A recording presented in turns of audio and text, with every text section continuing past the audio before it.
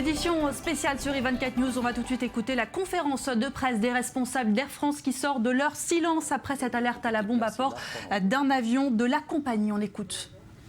Prendre l'avion depuis des pays lointains sans risque d'introduction à bord de matériel. J'indique bien que il ne s'agissait pas d'explosifs, donc il n'y avait pas de raison que cet objet soit détectable pendant les procédures habituelles de sûreté et de vérification des bagages à main et des bagages en soute qui sont effectués dans toutes nos escales et notamment à l'escale de l'île Maurice. Donc on n'a pas, à l'occasion de cet événement, repéré de faille dans le dispositif de sûreté de l'escale de l'île Maurice et nous nous en félicitons. Pour autant, au cours de la nuit, la direction du centre des opérations d'Air France a demandé que soient effectuées pour les prochains vols au départ de l'île Maurice quelques mesures de sûreté complémentaires et notamment la fouille des bagages qui sera effectuée pour les prochains vols qui partiront de l'île Maurice. Mais à nouveau, je précise que cet objet qui ne contenait pas d'explosifs, donc,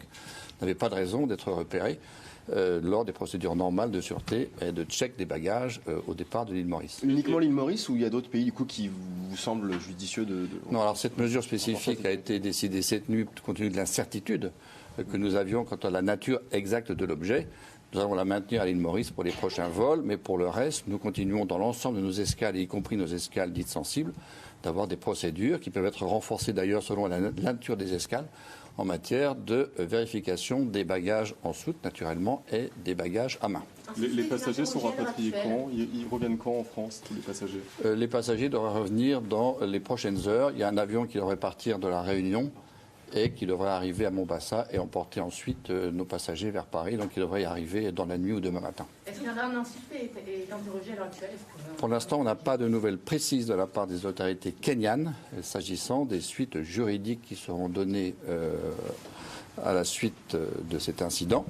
Et donc nous attendons, et pour notre part bien sûr, nous allons demander le lancement d'une enquête pour que les choses soient tirées au clair. Et si effectivement c'est un passager qui a placé cet objet dans les toilettes, qu'évidemment nous puissions faire l'objet de recevoir toutes les informations d'une enquête qui serait conduite pour essayer de tirer ces faits très dommageables au clair.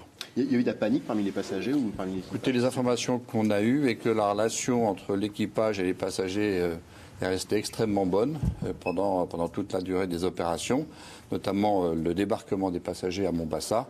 Et j'ai entendu dire que beaucoup de passagers s'étaient félicités du comportement de l'équipage commercial et évidemment, naturellement, de notre équipage technique. Et je me félicite, et c'est évidemment comme ça qu'Air France se conçoit et travaille pour que le comportement des équipages, y compris dans ces périodes parfois un peu compliquées pour les passagers, se déroule à la fois en confiance, en transparence et en rassurant au mieux ceux qui nous font l'honneur de voyager avec nous. Est-ce que les enquêteurs français sont partis là-bas? Pas encore. Nous avons actuellement des contacts avec le procureur de la République pour que précisément une enquête soit lancée. Est-ce que vous pouvez nous rappeler qu'il y a une procédure de sécurité spécifique lancée après les attentats? Est-ce que vous avez des procédures? Vous dites que vous avez inspecté les placards. Est-ce qu'il y a des chiens? Alors, la visite de sûreté des avions avant le vol est quelque chose qui se fait toujours, qui continue. Par contre, à la fois depuis le 13 novembre et depuis l'attaque sur Bamako, nous avons lancé, notamment avec Gilles Leclerc, qui est le chef de la sûreté d'Air France, un ensemble de mesures visant à renforcer, en suivant également les recommandations de l'État français, la sûreté dans les procédures de vérification des bagages, de vérification des passagers, de vérification des personnes travaillant sur les plateformes et s'agissant des escales hors France, des procédures de check des bagages, de check des passagers, avec parfois d'ailleurs dans certains pays une double vérification à la fois conduite par les autorités locales et par des équipes plus spécifiquement dédiées par Air France à ces opérations de vérification des bagages et des passagers. Et face à la confection en vol, ce qui apparaît dans ce cas-là, est-ce que vous avez réfléchi à une prochaine fois comment éviter Écoutez, là, il s'agit d'un cas un peu particulier, si vous voulez. Je n'ose pas, évidemment, évoquer ça comme étant une mauvaise plaisanterie. C'est un acte extrêmement agressif à notre rencontre. Et donc, évidemment, on doit lutter contre ce genre de comportement. C'est pour ça que nous souhaitons bien sûr qu'une enquête soit conduite. Empêcher quelqu'un à déposer un tas de cartons dans les toilettes est évidemment quelque chose qui est un peu compliqué. Voilà. Ce qui importe à nouveau, la sûreté aérienne, c'est la vérification que les personnes rentrant dans un avion ne disposent pas de matériel dangereux. Et en l'occurrence, rien ne laisse penser, au vu de ce qui s'est passé cette nuit, que ceci n'ait pas été le cas. Donc à nouveau, je voulais rendre hommage à l'escale de l'île Maurice. Rien, d'après les informations que nous avons obtenues, semble indiquer qu'il y ait eu une faille dans les systèmes de sûreté au départ de Maurice, et je m'en félicite. Merci. Il y a eu de tout temps des alertes anonymes au téléphone. Est-ce qu'il y a une recrudescence de ce type d'alerte? Alors, elles ont toujours existé. Enfin, je pense que vous le savez bien. Elles existent non seulement d'ailleurs pour Air France, elles existent pour l'ensemble des compagnies aériennes du monde qui sont parfois les victimes. J'insiste bien sur ce mot, c'est les victimes de ce genre de comportement. Ce sont des comportements qui, pour moi, sont extrêmement délictueux. Qui donne l'idée qu'il pourrait y avoir un doute, qui viennent perturber les opérations, qui créent de l'inconfort pour nos passagers. Et évidemment, chaque fois que nous pouvons obtenir des renseignements sur les auteurs de ces extrêmement mauvaises plaisanteries, si vous me passez l'expression, je pense que nous portons plainte. Et évidemment, nous trouvons ces comportements à la fois stupides, tout à fait dommageables, est absolument inacceptable.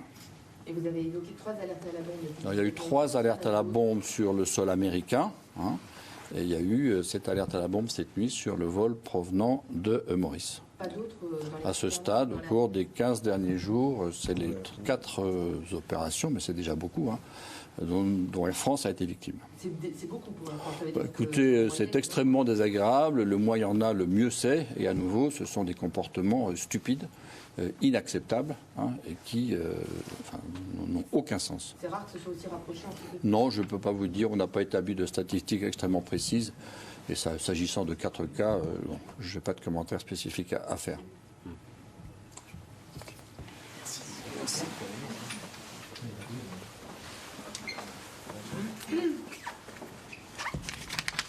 Merci beaucoup. Merci. Voilà, c'est donc le PDG d'Air France que vous venez d'entendre. Et il vient de confirmer lors de cette conférence de presse que l'engin suspect retrouvé dans les toilettes de l'avion Air France qui avait été dérouté d'urgence au Kenya, eh bien cet engin était bel et bien factice, fausse alerte. Donc on en parle tout de suite avec vous depuis Paris, Olivier Lerner. Ce sont des images transmises par les autorités kenyanes qui ont permis de déterminer le caractère factice de cette bombe.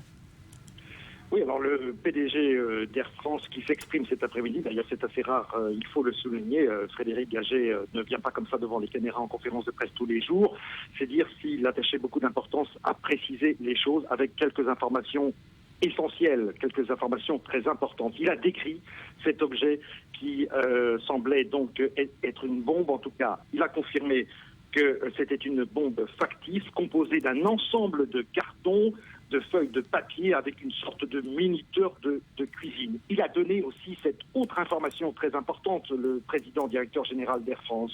Ces 15 derniers jours, 3 alertes à la bombe ont été signalées sur le sol américain, plus celle d'aujourd'hui.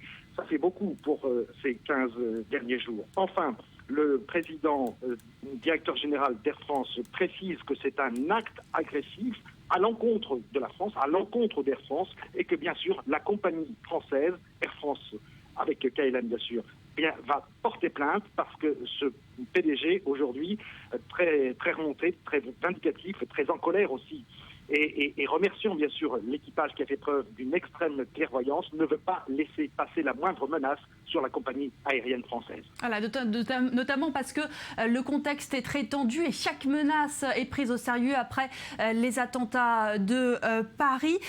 Qui peut se cacher derrière cette mauvaise plaisanterie ?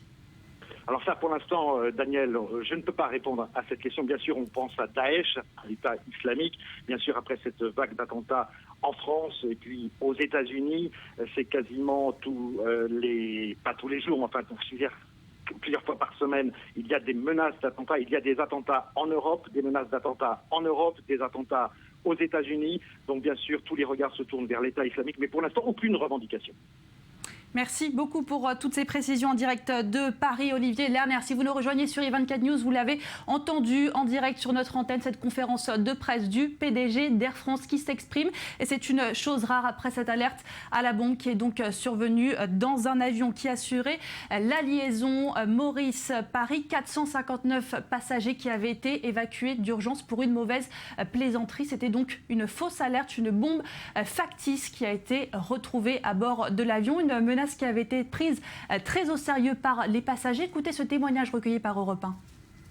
C'était derrière un miroir et c'est pas un défaut de l'appareil, c'était vraiment une alerte à la bombe. On commence à avoir des nouvelles par le personnel navigant qui venaient nous dire, et moi j'ai discuté avec une hôtesse de l'air qui m'a dit que clairement elle avait vu le minuteur derrière le miroir dans les toilettes. Enfin voilà, qu'il n'y avait plus de doute possible, qu'il s'agissait d'une menace de bombe en fait, tout simplement. Voilà, on entend l'émotion de cette passagère, menace qui avait été prise très au sérieux à bord de cet engin qui assurait la liaison entre Maurice et Paris. Cet engin qui avait été dérouté d'urgence au Kenya, on vient donc de l'entendre, c'est bien une bombe factice qui a été retrouvée à bord de cet avion. Dans un premier temps, les autorités kenyanes avaient confirmé qu'il s'agissait d'une bombe et c'était donc tout cet emballement médiatique, mais c'est bien donc une bombe factice qui a été retrouvée. Mauvaise plaisanterie. Les regards se tournent bien évidemment vers Daesh quelques semaines après les attentats de Paris. Je vous retrouve dans une poignée de secondes sur i24 News pour un nouveau point sur l'actualité. Restez là.